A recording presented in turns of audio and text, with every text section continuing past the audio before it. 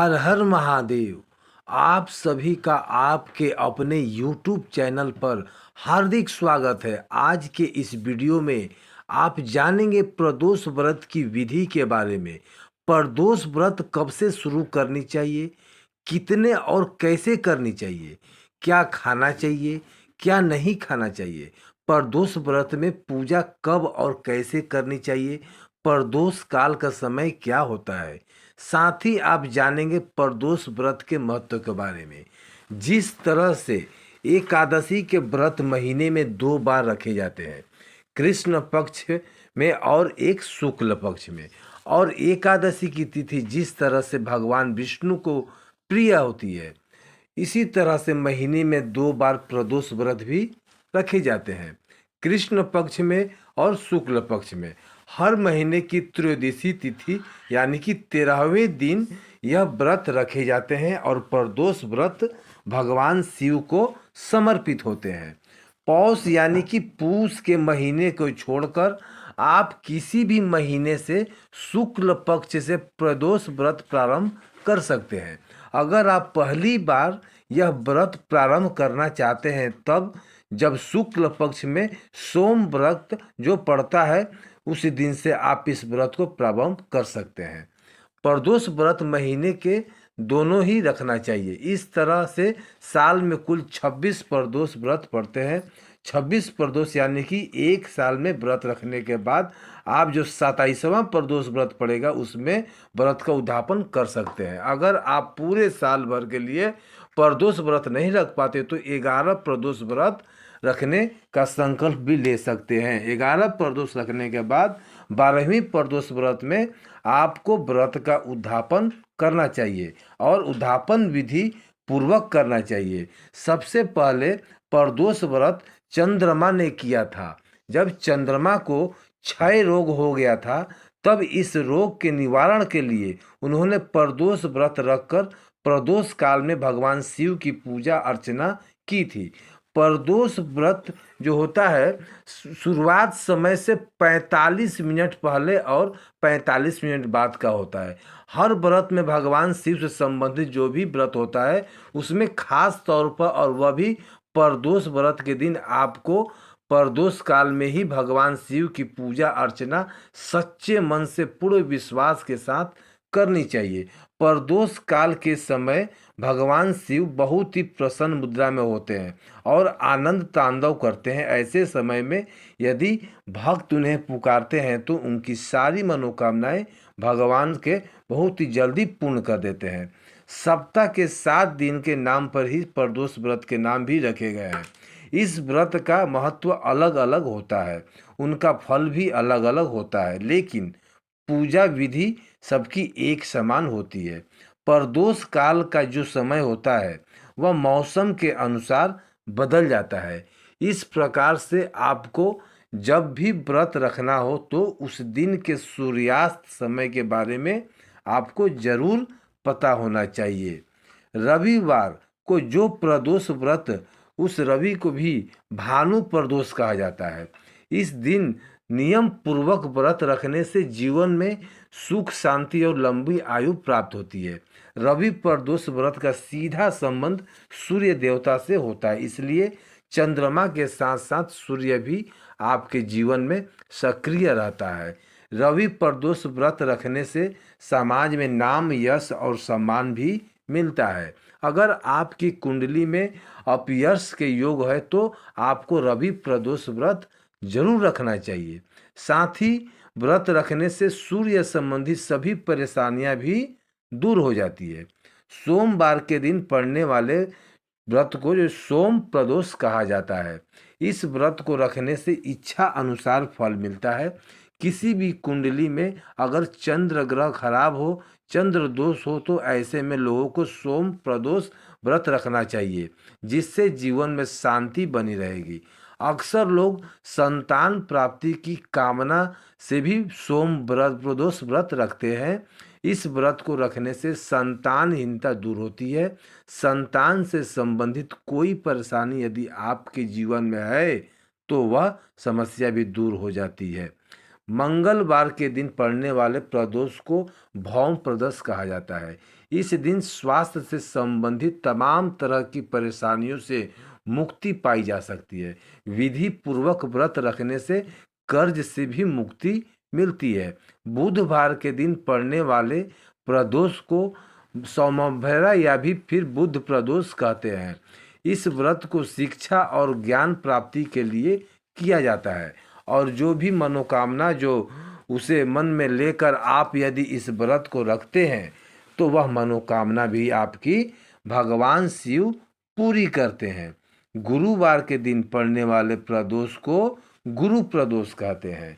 अगर आपकी कुंडली में बृहस्पति ग्रह नीचे भाव में है और शुभ प्रभाव दे रहा है तो ऐसी स्थिति में परिवार में बहुत ज़्यादा कल कलेश अकेले रहता है तो पितृ भी नाराज रहते हैं। तब पितरों का आशीर्वाद प्राप्त करने के लिए और बृहस्पति ग्रह के शुभ प्रभाव को प्राप्त करने के लिए गुरु प्रदोष व्रत रखना चाहिए। अक्सर यह प्रदोष व्रत शत्रु और शत्रुओं को नाश करने के लिए भी किया जाता है। यदि आपके आसपास आपके विरोधी आपको बहुत ज़्यादा परेशान करते हैं तब आपको गुरु प्रदोष व्रत रखना चाहिए। शिक्षा प्रतियोगिता से जुड़े हुए लोगों को हर काम में सफलता प्राप्त करने के लिए भी इस व्रत को रखना चाहिए। शुक्रवार के दिन पड़ने वाले प्रदोष को शुक्र प्रदोष या फिर भुगवारा प्रदोष भी कहते हैं। जीवन में सुख और सौभाग्य की प्राप्ति के लिए इस व्रत को रखा जाता है और सौभाग्य अगर है तो धन और संपत्ति तो खुद ही मिल जाती है। शुक्र प्रदोष व्रत रखने से जीवन में हर काम में सफलता भी मिलती है। शनि प्रदोष व्रत जो कि शनिवार के दिन आता है, इस व्रत को रखने से योग और भाग्यशाली पुत्र की प्राप्ति होती है। अक्सर लोग इसे शनि देव की कृपा पाने के लिए भी रखते हैं। शनि प्रदोष व्रत रखने से भोलेनाथ के साथ भी शनि देव का भी कृपा प्राप्त हो जाता है। प्रदोष व्रत प्रारंभ करने के लिए जब पहली बार आप व्रत रख रहे हो तो उस दिन आपको सुबह जल्दी उठकर स्नान इत्यादि निवेदन होकर आप साफ स्वच्छ हल्के रंग के वस्त्र धारण कर लीजिए। पूजा में काले नीचे जो भूरे रंग के वस्त्र का प्रयोग नहीं करना चाहिए। सबसे उत्तम शुभ जो रंग माना जाता है वो सफ़ेद या फिर हल्का गुलाबी। वैसे तो आप प्रदोष व्रत की पूजा आपके घर में भी कर सकते हैं, लेकिन अगर आपके लिए आसपास शिव मंदिर में जाकर पूजा करना संभव हो तो वहाँ पर जाकर पूजा जरूर करनी चाहिए। पहले दिन व्रत प्रारंभ करने समय हाथ में जल पुष्प और अक्षत लेकर व्रत रखने का संकल्प लिया जाता है। संकल्प आपको अपना नाम के अपने कुल अपने गोत्र के नाम को बोलते हुए भी फिर जिस महीने में जिस पक्ष में आप जो पक्ष दिन के पड़ने वाले प्रदोष व्रत को आप रखना चाह रहे हो उसका नाम लेते हुए आपको संकल्प लेना चाहिए। संकल्प लेते हुए आपको किसी प्रकार से इस व्रत को रखना चाहिए। जल और फल के साथ में या निर्जल रहकर या केवल जल पीकर उसका संकल्प भी आपको लेना चाहिए। पहले व्रत में आप जो नियम अपना लेते हैं फिर सभी व्रत में उन्हें नियमों का पालन आपको करना होता है। प्रदोष व्रत में जहाँ तक हो सके नमक का सेवन करने से बचना चाहिए। इस व्रत में केवल मीठा भोजन ही किया जाता है। तो इस प्रकार से आप सुबह के समय संकल्प लें, जो मनोकामना आपके मन में है उसे भगवान शिव के प्रार्थना करें कि जल्दी ही पूर्ण हो जाए और संकल्प जल को भगवान शिव के चरणों में अर्पित कर देना चाहिए। विधि विधान से पूर्व से परिवार की पूजा करें, धूप दीप जलाएं, गंगा जल भांग धतूरा बेलपत्र समी पत्र भगवान शिव को अर्पित करें। चंदन भस्म शिवलिंग पर अर्पित किया जाता है और इस प्रकार से सुबह की पूजा करें। मित्रों का जो है जाप करना चाहिए। कलयुग में ओम नमः शिवाय मंत्र से ज़्यादा शक्तिशाली कोई मंत्र नहीं है। इसलिए सच्चे मन से अगर आपके पास रुद्राक्ष की माला है तो रुद्राक्ष की माला से ही जो है आप मन में ही 108 बार ओम नमः शिवाय मंत्र का जाप कर सकते हैं। जाप करने के बाद व्रत की कथा जरूर पढ़नी चाहिए और सुननी भी चाहिए। अंत में जो आरती और उसका भोग जो भगवान को है, जो मौसमी फल जो होते हैं, मौसम में पाए जाने वाले फल को भोग लगाए। फिर सारा दिन उपवास रखा जाता है। व्रत के दिन ज़्यादा बोलने से बचना चाहिए, क्रोध नहीं करना चाहिए। लहसुन प्याज मांसाहार का सेवन घर के सदस्यों को भी नहीं करना चाहिए। किसी प्रकार का झूठा, चोरी, पाप, नाश इत्यादि नहीं करना चाहिए। दिन भर उपवास रखने के बाद शाम को एक बार फिर से स्नान करके या फिर साफ स्वच्छ वस्त्र धारण करके महत्व कर आपको प्रदोष काल के समय भगवान शिव की पूजा करनी चाहिए। धूप दीप जलाकर विधि विधान से बिल्कुल वैसे ही पूजा करनी चाहिए जैसे कि आप सुबह के समय की थी। शाम के समय आप अखंडित चावल से बने खीर का भोग, चूरमा का मीठा दलिया या भोग भगवान को अर्पित कर उसे प्रसाद के रूप में ग्रहण कर सकते हैं। इसी प्रसाद में से आपको एक हिस्सा गौ माता के लिए निकाल कर रखना होता है और दूसरा हिस्सा स्वयं ग्रहण करना चाहिए। प्रदोष व्रत में भगवान शिव के मंदिर में आपको चौमुखा दीपक जलाना चाहिए। आटे का दीपक जलाकर यदि पूजा की जाए तो कहते हैं जो मनोकामना आपने भगवान शिव से मांगी है पूर्ण होने के लिए वह बहुत ही जल्दी पूर्ण हो जाती है।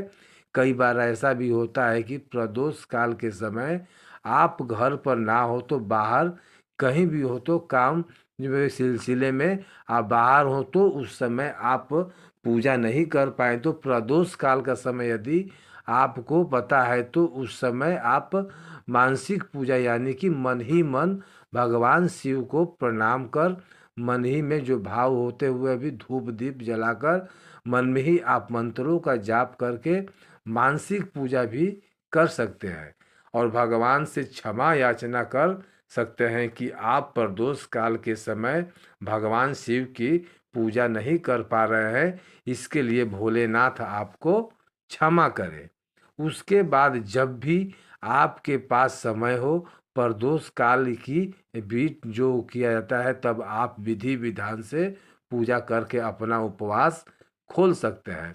नमक का सेवन अगले दिन करना चाहिए।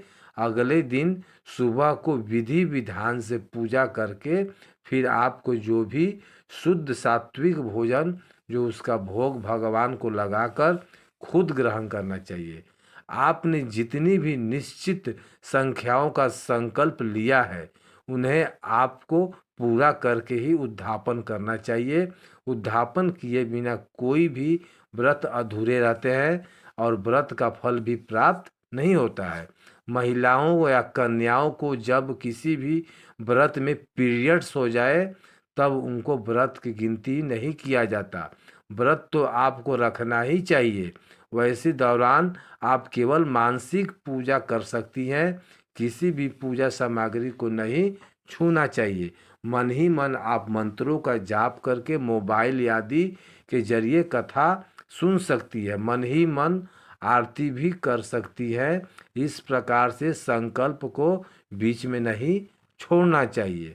परिस्थितियाँ कैसी भी हो, बहुत ज़्यादा अगर आपको लगता है कि आप व्रत नहीं रख सकती हैं तो उस स्थिति में तभी इस व्रत को छोड़ना चाहिए और फिर आने वाले जो भी प्रदोष होते हैं उसमें शुद्ध अवस्था में आपको जो संख्याओं का संकल्प लिया है उन्हें पूरा करने के बाद ही उद्यापन करना चाहिए।